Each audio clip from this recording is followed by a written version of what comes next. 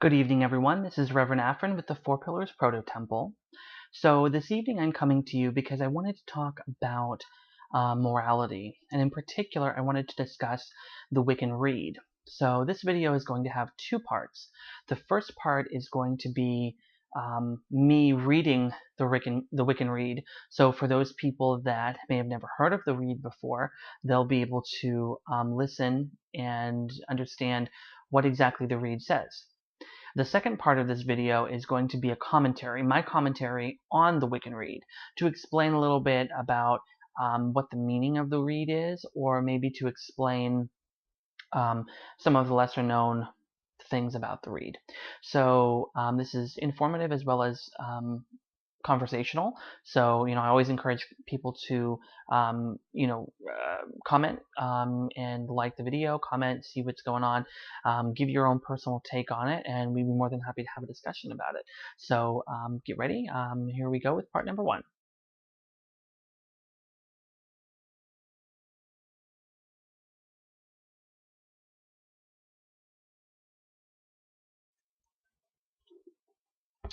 So this is my Book of Shadows.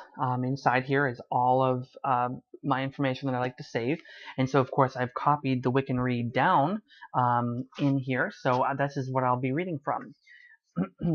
So this is the full version of the Wiccan Rede. Wicca has several texts which some people would consider liturgy. Those texts are the basis for a lot of Wiccan thought. Now, there are several different texts. The first one, of course, being the Wiccan Rede. There's also something called the Wiccan Law, which is essentially a very, very, very short version of the Wiccan Rede. Some people don't even really consider that to be its own separate document. And then there's also the Witch's Creed. There's also the Witch's Rune, and there's, of course, the Charge of the Goddess and the Charge of the God. So each of those has a very special place in Wicca in general, and the Correllian tradition is no different. Our liturgy is the same as all the rest of Wicca, and so we place a lot of emphasis on that as well. Now, in recent times, I don't hear a lot of talk, at least in Correllian circles, much about the Wiccan Rede, and it's not that they've necessarily done away with it or forgotten about it. It's just that there's so many other things that are going on, so many other things to study and learn, that sometimes these fundamental building blocks are not always highlighted. And I think that's a real disservice to our tradition and to our faith, because especially in times like right now, especially, things that we're seeing on the news and some hot button topics that have caused some division, not only in America, but also, between other clerical people and differences in opinion. So revisiting the Rede, I think, is a really great opportunity to go back and kind of see, where our roots lie and what we're made of. So that's why I'm going through and doing this, also as a way to highlight the Wiccan Rede and all the wonderful things that the Rede does and involves. The Wiccan Rede. Bide the Wiccan laws you must, in perfect love and perfect trust. Live you must and let to live, fairly take and fairly give.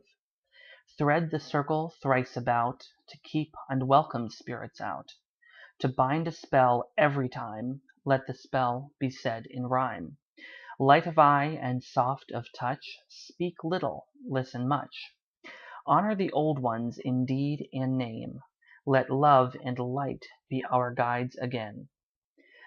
Josel go by the waxing moon, chanting out a joyful tune.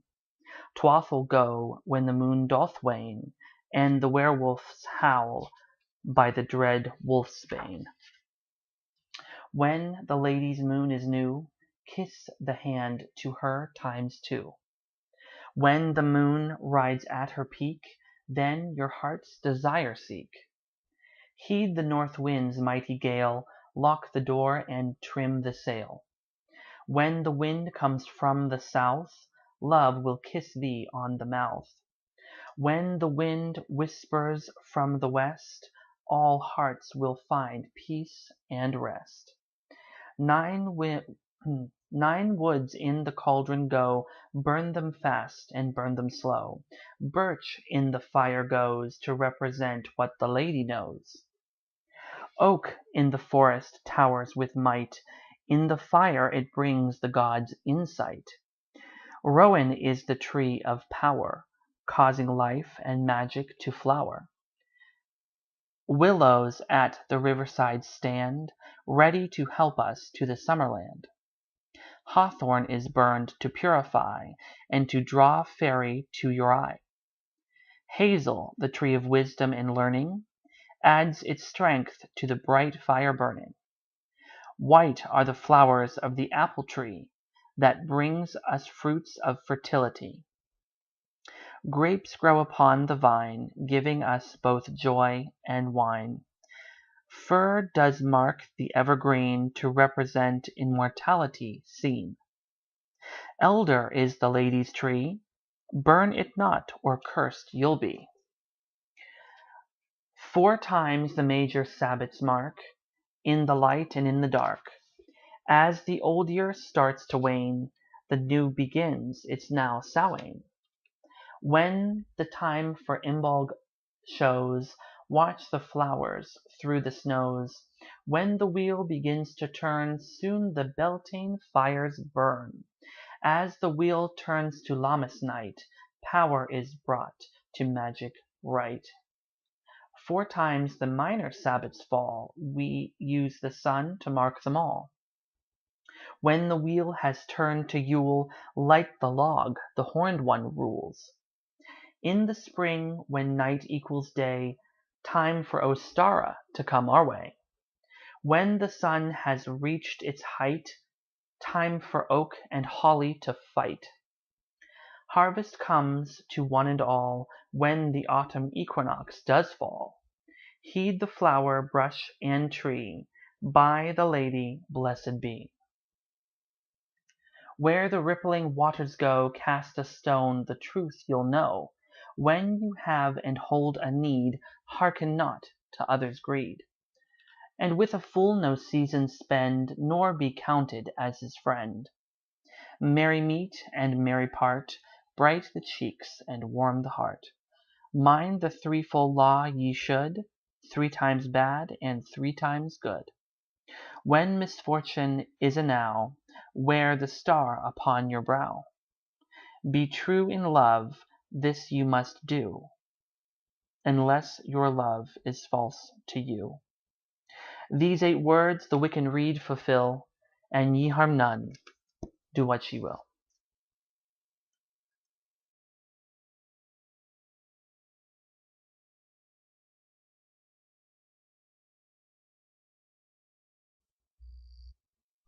So essentially, the Wiccan Rede is a sort of a list of magical correspondence that anyone who knows the Rede can use, can remember because it's in rhyme. So it makes it very easy to remember and be able to learn the poem, be able to remember the poem, and remember some of the magical correspondence that are listed in here. So you'll find they talk about different winds, they talk about different trees, they talk about different phases of the moon. So all these things are ways for Wiccans to remember some of the correspondence. Now, it's also sort of a proverb, so little quips, little sort of sayings to remember as a way to remember how to live the Wiccan way. So we'll go through, step by step and just take a look at each of the sections and do a little commentary on each one to kind of explain maybe where they're going, where they're coming from, and really get a comprehensive idea. So first of all, of course, the first couplet is, "Bide the Wiccan laws you must in perfect love and perfect trust." There's a reason why that's first. The reason why is because perfect love and perfect trust is the center of our faith. It is the heart of our faith. It is where our viewpoint, our worldview lives. I once had a very wise woman tell me that, she did not necessarily ascribe to Wicca per se. She was more of a pagan, proclaimed pagan, and the reason why she was not Wiccan specifically was because she felt that um, Wicca had a lot of growing up to do. And in one of the ways was the idea of perfect love and perfect trust. And she would talk about, how she would visit other groups and how she felt that those groups just did not have the positive energy and the positive environment to nurture spiritual growth and enrichment. And she always um, sort of referenced the Wiccan idea of perfect love and perfect trust. So, what exactly does that mean? So, perfect love and perfect trust is, it's kind of complicated, but at the same time, it's very simple. It's almost like the golden rule in a way. Um, the read starts with this sort of golden rule, and then it ends with sort of the golden rule. It starts perfect love and perfect trust, and it ends with, these 8 words the Wiccan Rede fulfills: and ye harm none, do what ye will. So perfect love and perfect trust is how we must treat one another, how we must treat each other, and how we must behave, especially in ritual, in the presence of gods. We have to have perfect love, so we have to be non-judgmental, we have to be open, we have to be um, encouraging, and we have to be non-judgmental. So when we come into circle, does that mean that we have to like everybody in our coven? Does it mean that we have to like everybody in our shrine or our temple? No, certainly doesn't. But what it means is that we must um, put aside our differences, especially when we're in circle. So when you come in to the group and you cast the magic circle, you need to have put aside your differences and have that positive relationship so long as you're in the circle. There's a lot of emphasis in Wicca on the idea of brotherhood, um, and in any faith, there's certainly a sort of dynamic between, you share the same faith as me, so we have a certain level of understanding and a certain level of respect because we share the same faith. And that might not seem like much or not matter much or not stand for much, especially in today's modern culture. But it makes a difference, and it should make a difference to Wiccans especially. So when we are in the circle, we need to treat each other with perfect love. We need to put aside our differences, and we need to work together as a group. Even if there are Wiccans that you do not necessarily like, you need to remember that. You need to remember the idea of perfect love. There's a lot of, as the Krelian tradition calls, witch wars, where there are people fighting against one another, for various reasons, because, well, you're not Gardnerian, and we don't believe that you really are a witch because you were never initiated. Okay, whatever, that's your opinion. Most of modern Wicca does not feel that same way anymore. So if you want to be, Gardnerian, that's just fine. But as far as I'm aware, Gardnerians follow the same Wiccan Rede that we do, which means that, they have to, in perfect love and perfect trust. And I don't need to talk, negatively about Gardnerians, because I'm sure there are many, many other traditions that have levels of secrecy and various standards, and that's just fine. But at the same time, we, again, are part of the same religious community, and we need to treat each other like that. And that's the very first line of the Rede, in perfect love and perfect trust. So what exactly does perfect trust mean?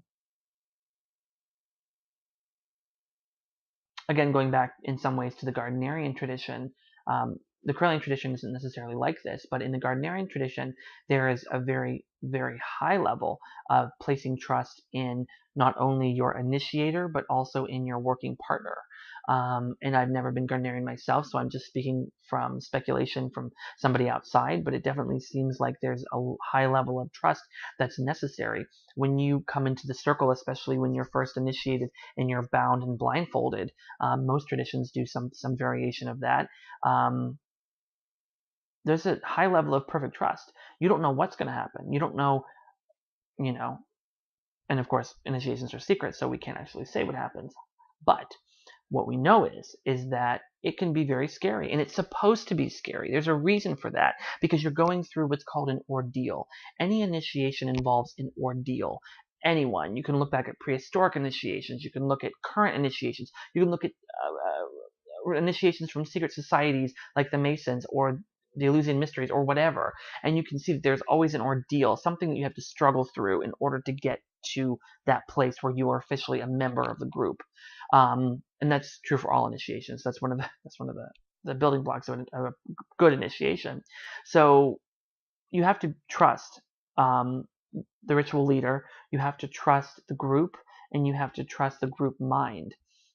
And having perfect trust, in that is important. If you can't bring yourself to trust the group leader or the other people in the group, at least while you're in the group, or at least while you're together as gathered together, then you shouldn't be part of that group. And many Wiccan groups are very few and farther in between, but we have to understand that perfect love and perfect trust is the building block for how we react and treat one another, and how we react and treat the wider community as well.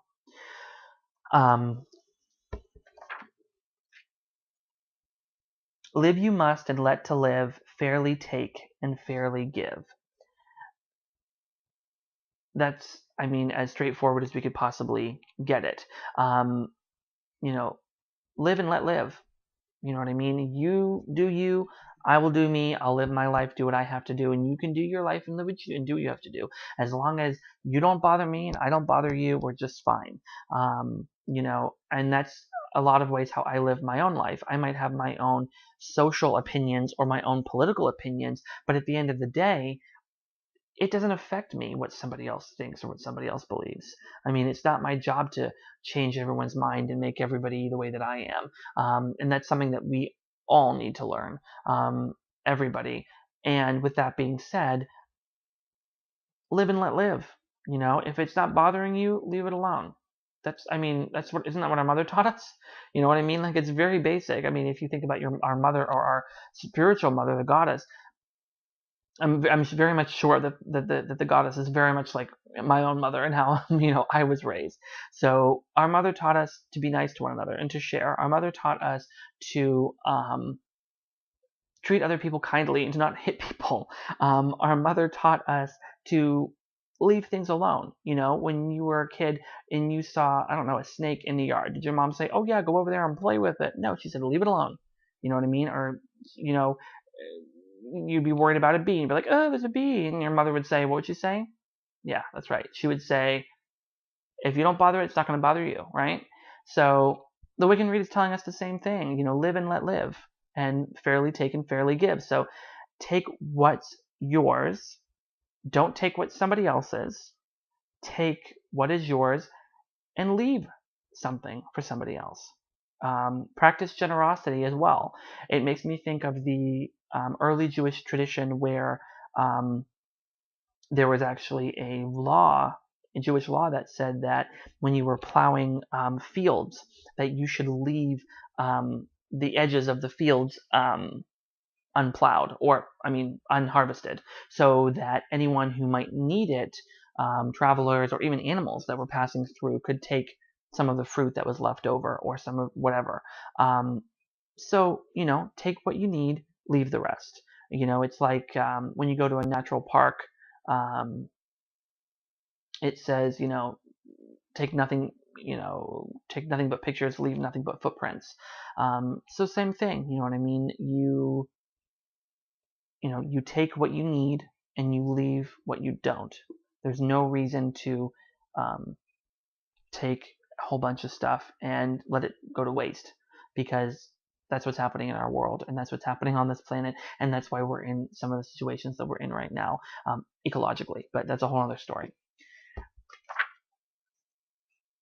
Thread the circle thrice about to keep unwelcome spirits out. To bind a spell every time, let the spell be said in rhyme. Now, this is very circumstantial. This grouping here is quatrain, I guess I say, is circumstantial. So some traditions focus more on this than others. It is somewhat of a ceremonial sort of borrowing from ceremonialism, ceremonial traditions. 3 obviously has religious significance. The number 3 in numerology has significant meaning for us as Wiccans, and I think as humans in general. There's something about the number 3. It's just a psychological thing. But with that being said, the we cast the circle 3 times around to really protect ourselves from unnecessary or unwanted energies or entities coming into our circle. And that, of course, is coming from ceremonial magic, because in ceremonial magic they would cast the circle and they would summon the entity in the circle. So certainly creating a barrier of 3 would protect you from it getting out in any way. But that's circumstantial. It's not always required. Some groups focus on it more than others. The Four Pillars Proto-Temple doesn't really focus on the need to cast the magic circle more than once. But then again, that's really circumstantial. And the idea of rhyming is very interesting. We know from studying early poetry that rhyming and couplets and quatrains would aid in memorization. So, you find a lot of things where, for instance, the skalds or the skops or the troubadours or these traveling minstrels that would go around Europe all over, and different cultures had different names for them, where they didn't read, they didn't write. All they did was they memorized songs based upon the lyrics of the song, and that's their entire life was memorizing and everything. Of course, we have bards and things now, but you find that a lot. And so the importance of memorizing through rhyming is important, and there's something to be said for that. But at the same time, there is also something to be said for the rhythmic, almost magical sounding with rhymes in the English language. So because of that, a lot of people place stock in that, and I don't think that it's ill-placed, because there is definitely something to be said psycho-spiritually for rhyming and the sort of jingle that it gives. So I think it's important. I don't personally place as much stock into it as other people do. If I'm writing prayers myself that I'm going to use more often, sometimes I'll make them rhyme just for the aesthetic, but I don't always place a lot of stock in that myself. But that's always something that is definitely legitimate, and I would recommend doing that. Light of eye and soft of touch, speak little, listen much. Again, another one of those proverbs that we can think of. Just again, that idea of taking nothing but pictures and leaving nothing but footprints. Speak little and listen much. Be open not only to what the divine is telling you and to what the spirits or the ancestors are telling you, but also be open to your community, and don't spend so much time talking. I should be the one to talk, since all my videos are super long, but alas. You know, speak little and listen more. You're only going to learn by listening. And I know Lord Don always says he practices Lord Don, the Chancellor of the Crowley tradition. For those who don't know who's watching, he always says, he practices little itty bitty mouth and big ears. Basically the same thing. Speak little, listen much. Keep your ears open and listen. Not only because it makes people feel comfortable, and sometimes they need someone who can listen. Also because if you spend so much time talking and not a lot of time listening, then you're not really listening to what people are saying to you. And sometimes what people are saying is you're not a very good person. You hurt my feelings. You need to work on yourself, So sometimes having those big ears and listening more than you talk is very important. And, there are many different proverbs about that as well from various cultures. So we can say that it's something that's probably been, it's fair to say it's been something that is very important and has been important for a lot of people. Honor the old ones in deed and name. Let love and light be our guides again.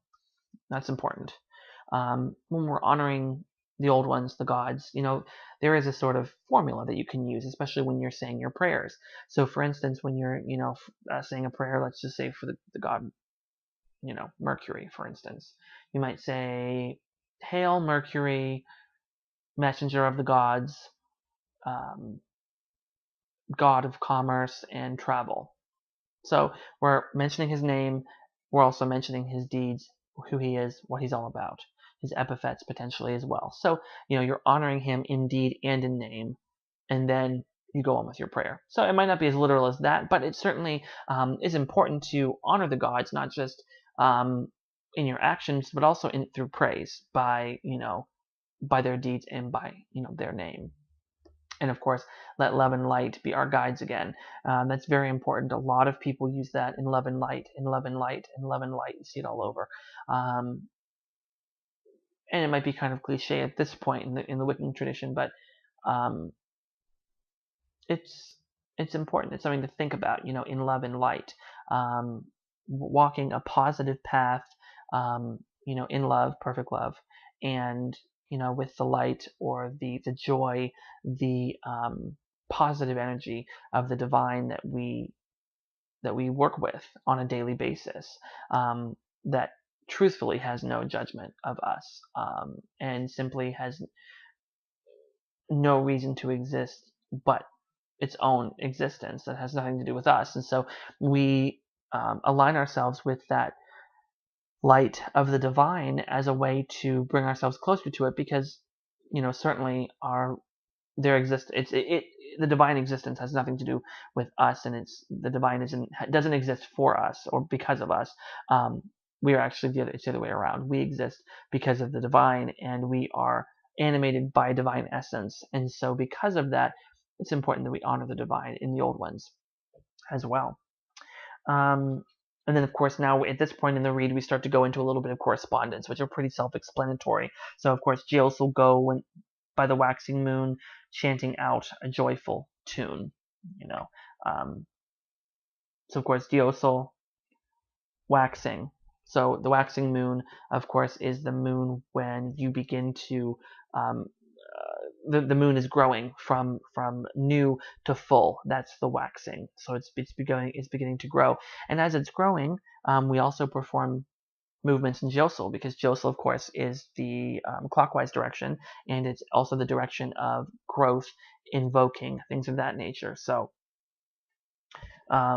it's a positive thing. Tuathal go when the moon doth wane, and the werewolf howls by the dread wolf's bane. So, of course, Tuathal, you go Tuathal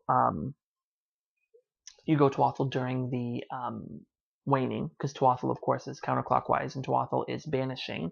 Just as the moon is going from full back to new, it is decreasing, and so you do Tuathal counterclockwise as a banishing motion corresponding to that.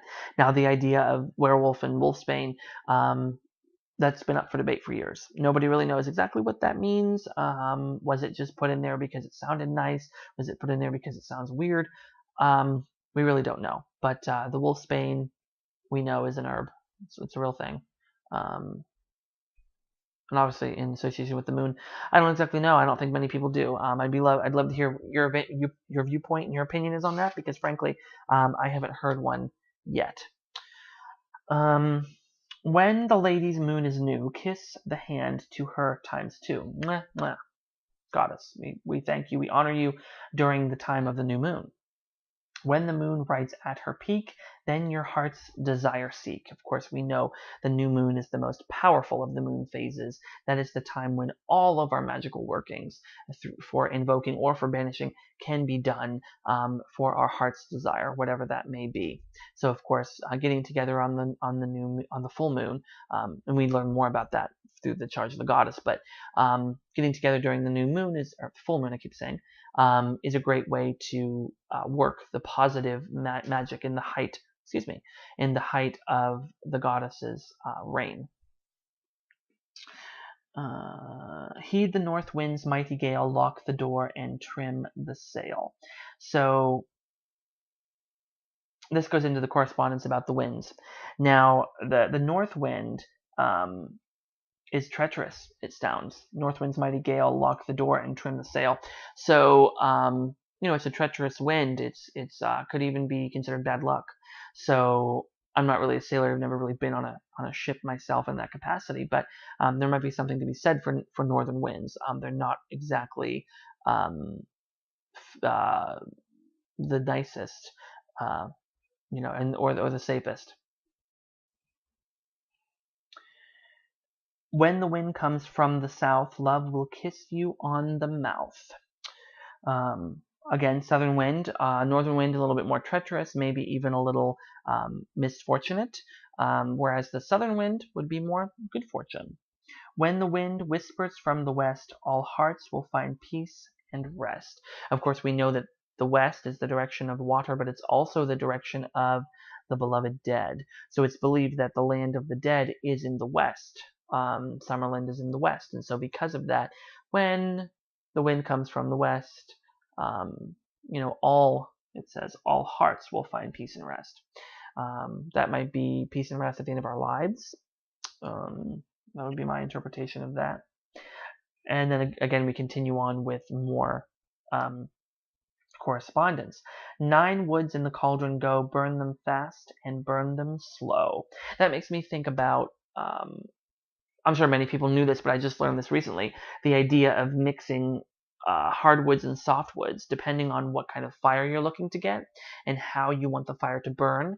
The idea of maybe using hardwoods then softwoods or softwoods and hardwoods, whatever the case is. So that kind of makes me think about that, the idea of mixing the hard and soft woods. Some of them burn fast and some of them burn slow. So I don't know if that's what that's referring to, but sounds like it to me. Of course, birch in the fire goes to represent what the lady knows. Birch, of course, being a feminine tree associated with the goddess. Oak in the forest towers with might. In the fire, it brings the gods in sight. Of course, we know that oak is sacred to the god, and that tree is the tree of strength, and it is also, a sacred tree specifically to the god. So it brings might and strength and insight. Rowan is the tree of power, causing life and magic to flower. Rowan, obviously, if you want to do a little bit of magic or a little extra oomph, maybe some rowan would help. Willow at the riverside stands ready to help us to the Summerland. Of course, willow being a tree of funeral, weeping willow, sadness, the tree of crossing over Summerland to the Summerland. Some people might even make the commentary between willow being on the river bank and the river being sort of a transitional barrier crossing over the river, like for instance the river Styx or the Nile River, or all these other sacred rivers that lead us or take us to the Summerland. So willow being on the riverside makes a lot of sense to me. Hawthorn is burned to purify and to draw fairy to your eye. So a lot of people have said that hawthorn is sacred to the fairies, that the fairies congregate around hawthorn trees, and so hawthorn trees are good places to go when you're looking to find fairies. But I believe, if I'm not mistaken, that ancient Greeks and Romans used to burn hawthorn as well as for purification in their temples, if I remember correctly. Hazel, the tree of wisdom and learning, adds its strength to bright fire burning. Hazel, good for wisdom and learning. White are the flowers of the apple tree that brings us fruits of fertility. So, of course, apples being symbols of fertility, having the pentagram inside of them, being very auspicious symbols. And, of course, we think about how they're associated in mythology. Apples being sacred to Idun or Iduna, who is the Norse goddess of apples and sometimes gardening. Iduna was the keeper of the apples, and she would take apples from the tree and would give them to the gods daily, and the gods would eat them and they would stay young and wonderful forever. Well, as long as they had the apples, until of course the time when Loki decided he was going to steal the apples and try to give them to the giants. And what happened there? They realized that Loki could not give the giants the apples because only Iduna was able to give the apples. only she was able to grant continued and everlasting youth and immortality by her, and only her, giving the apples from the tree.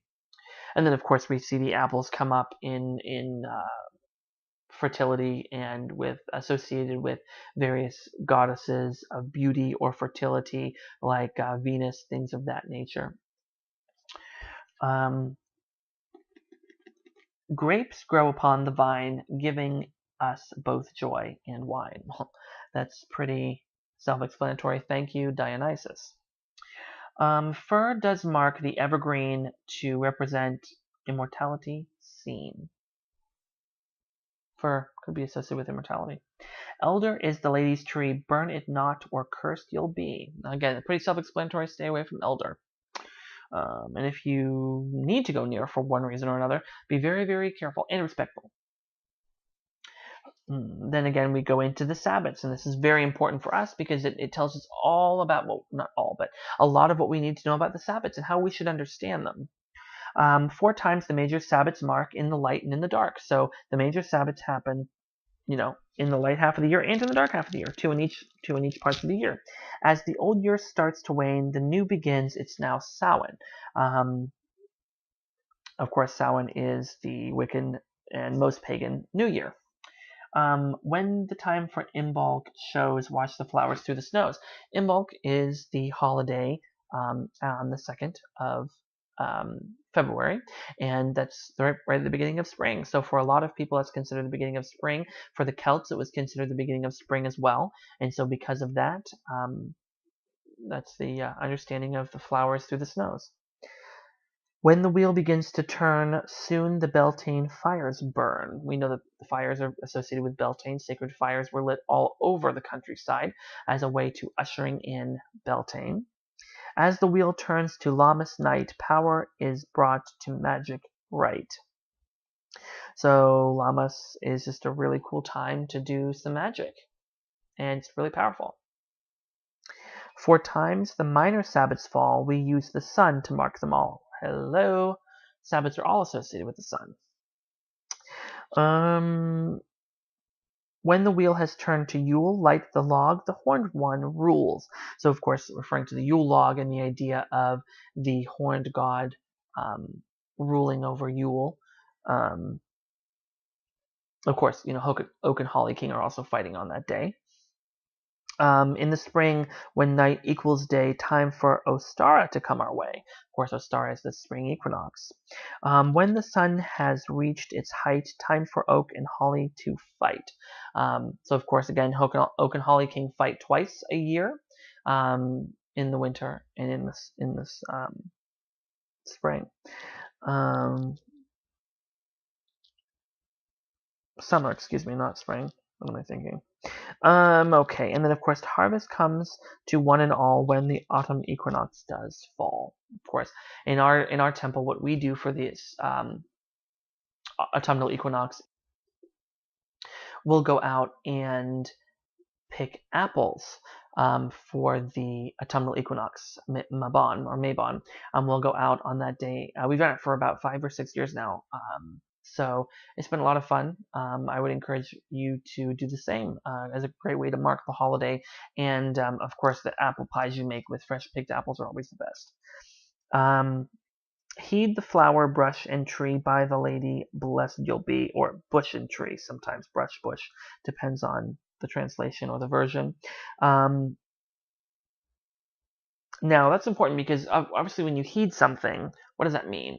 Does that mean that you avoid it? Does that mean that you just pay attention to it? So it could be a number of things. When you heed it, you say, heed my warning. Listen to my warning. When you say heed somebody, you're supposed to pay attention. You're paying attention to someone.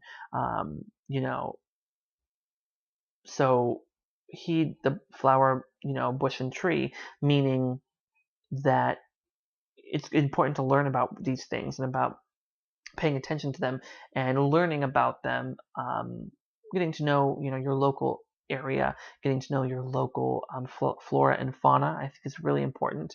You can use it in your magical work, as well as it also connects you with the spiritual nature of your local environment, in your local town, city, countryside, what have you. Where the rippling waters go, cast a stone. The truth you'll know. I like the idea of casting stones. Now, is this in reference to casting stones in the water, or is this in reference to casting like rune stones? That I don't know. So, casting stones. More than likely, it is in reference to casting it, causing the waters to ripple. I frankly don't know if there's a particular thing they have in mind when they reference this, if there was a particular ritual that was done at one time, or a common practice where you would throw stones in water for wisdom or something. I'm not entirely sure. I don't know about that practice, but if you do, please comment. Let me know. When you have and hold a need, hearken not to others' greed. Another proverb for us, of course. When you have a need for something, don't listen to other people when they're being greedy as well.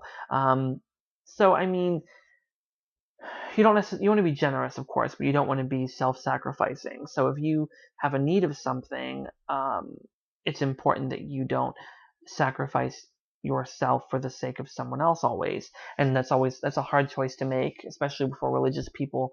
It's like, well, turn the other cheek, or, well, give the shirt off your back, or whatever the case is. But there's some temperance there as well. You have to, temper that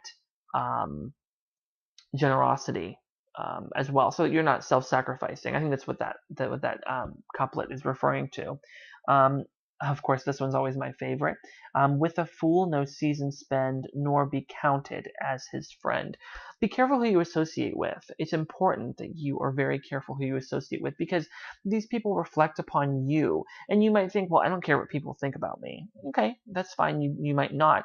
But even if you don't care what other people think about you, doesn't mean that the people that you're hanging out with are not hindering you in some way. They're not holding you back in some way. Hang out with people that inspire you and cause you to want to do better with yourself, not to stay where you are and stay in the rut that you might be in. And I see a lot of times with people that might have issues with addiction and things of that nature, or even abuse, or domestic violence or something like that. Sometimes it's important that you break away from those situations. And a lot of times when you are transitioning to a new phase or a new place in your life, you're not always able to stay in touch with the people that you may have been with before, because they're going to hold you back. They're going to keep you going back to those negative situations. So it's important that you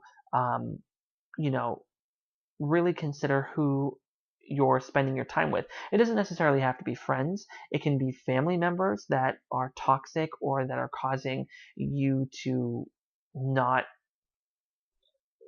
improve yourself, or put you on the right track, or keep taking you off of the right track. Those things are really important to really look at and really evaluate that, and make sure that you're not wasting your time with people that really don't care about you. Merry meet and merry part, bright the cheeks and warm the heart. So when you meet someone, you're meeting someone with warmth and with hospitality. And then when you say goodbye to someone, you're also treating them fairly, kindly, and with hospitality. So, it says bright the cheeks and warm the heart. It makes me think of, I mentioned earlier in the video about Norse mythology and Iduna. It reminds me of, in the Norse tradition, in the Norse culture, and the Viking culture, hospitality is very, very important. Why? Because in the North, during the middle dead of winter, if somebody was lost, or if somebody was traveling and a snowstorm hit, it could be a matter of life and death whether or not you let them into your house. And so there are so many different rules for hospitality in the Viking era, and people try to reconstruct it today with modern Norse traditions. And there's a lot of rules and proverbs about hospitality, because you should never turn anybody away who's sincerely looking for help, and you should never turn anybody away that is in danger. And you should always let someone in your house.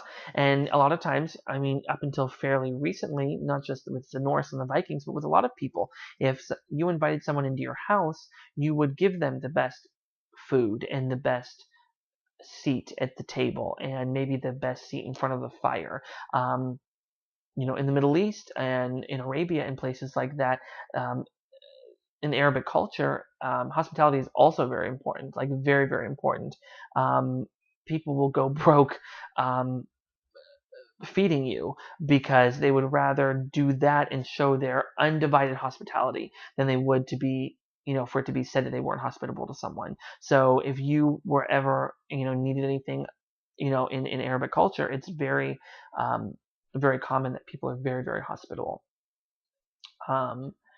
In that way. So again, bright the cheeks and warm the heart. Let the person come in. Let them sit by your fire. Let them get warm. Let them, let your dog sit on their lap. Whatever.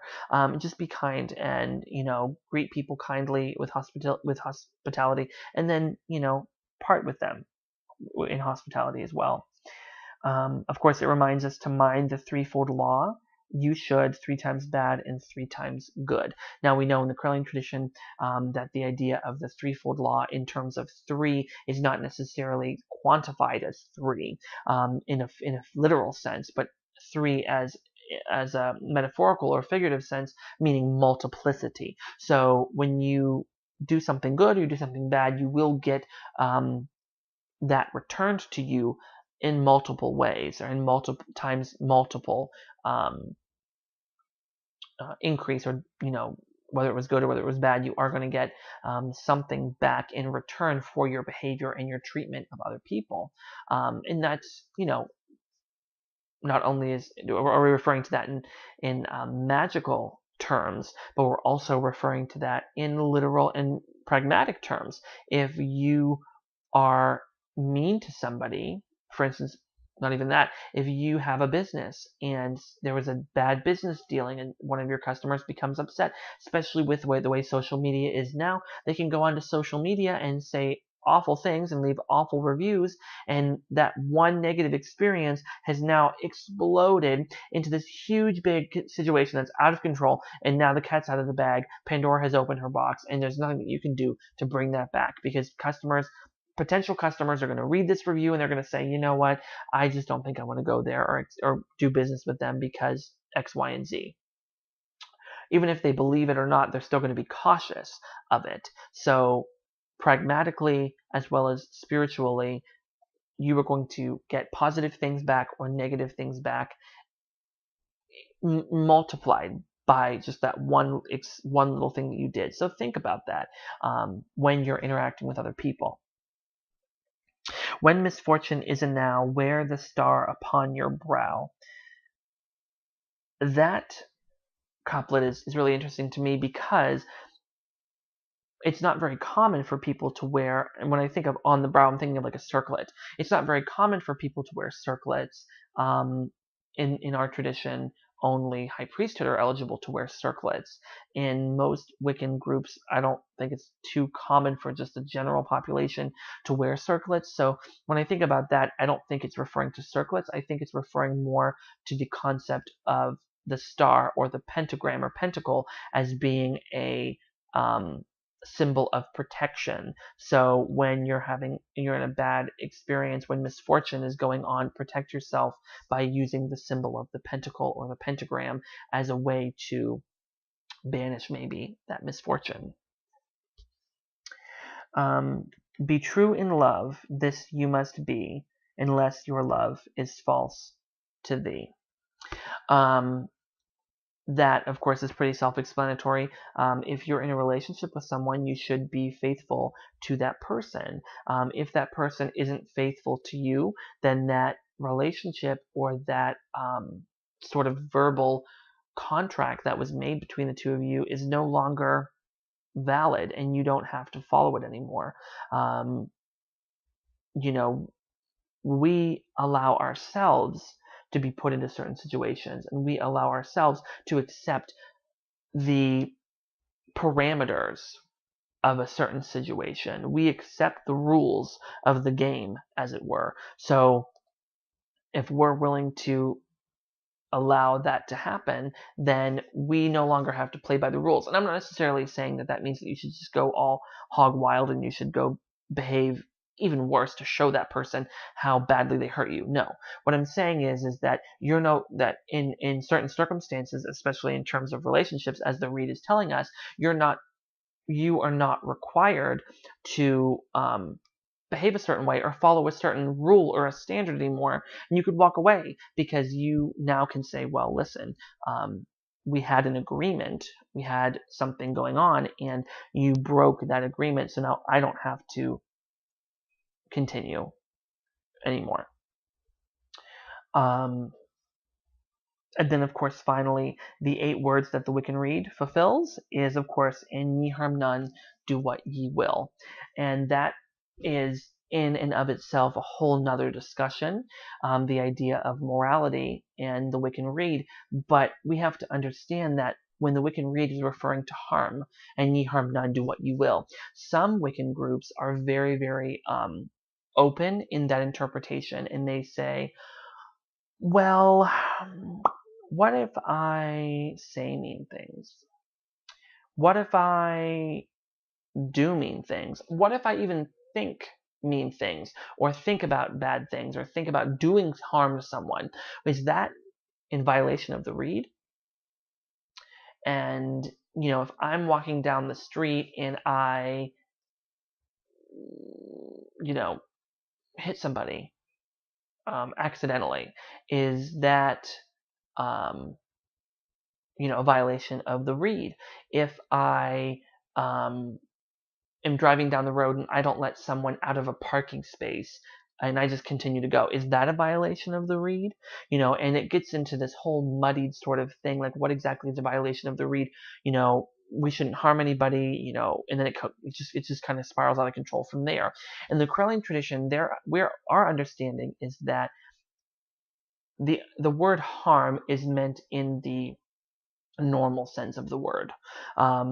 You deliberate and literal harm to somebody. You might be able to make a case that you did something that was completely inconsequential, but somehow it harmed somebody else by making them feel bad about themselves, or making them, think something different that is just so different than what they believed, it caused some sort of harm to them. No, the Wiccan Rede is not meant to be taking that specifically and that literally. The Wiccan Rede is meant to be a guide for us. And the understanding is that we should not harm anyone intentionally. In the Buddhist tradition, there's something to be said for the idea of merit. You do certain things, you get certain merit. You do other things that are negative, you get like a demerit. And if you have so much good merit, then you could be reborn in another place, or you could potentially reach enlightenment. But at the same time, in the Buddhist understanding, it's all about the idea of intention. If you are driving down the street and somebody walks in front of your car and you accidentally hit them, obviously there might be some legal ramifications for doing that, but at the same time, you did not intentionally hit that person. They ran out in front of the car or whatever. Does that mean that you're going to get negative karma? Does that mean that you've violated the Wiccan Rede because you harmed that person? In the Buddhist tradition, they would say that the intention was not to harm that person. So you have to have action and you have to have intention in order to actually have occurred some sort of negative karma. And because in Wicca, we also believe in the idea of karma and the idea of the Wiccan Rede as our sort of basis, our building block that we can reference, what exactly does that mean? So, we think a lot about that, and there's a whole nother discussion that can be had on that as well. But suffice to say that, in my understanding of the Wiccan Rede, it is really about the idea of harm itself, intentional harm to someone or something, we as Wiccans view nature as well as animals and humans as being on the same level. So what exactly does that mean for our relationship with animals or the environment? What does that mean for how we treat other beings, other sentient beings? So it's all about intention. Did you if you intend to harm something or someone, heck yes, you're violating the Rede, and heck yes, are you getting negative karma. But again, it is the general understanding of the word harm, not necessarily the deeply specific or deeply literal understanding of the word harm. So, do whatever you need to do in your life, but don't harm anyone through your use of magic or through in your daily life. Don't go around hitting puppies and kicking babies or whatever. Just live your life as a good person, follow the Wiccan Rede, and live your life in perfect love and perfect trust. So that is my commentary on the Wiccan Rede. I hope that it was interesting for everyone, and I hope that you watch the video and you like it. Please go ahead and post any comments you have, any questions, concerns, or opinions you might have about your understanding or interpretation of the Rede, and let us know. We'd be more than happy to look at that and see what your thoughts and feelings are. So thank you so much for watching my video. Until next time, signing off for now.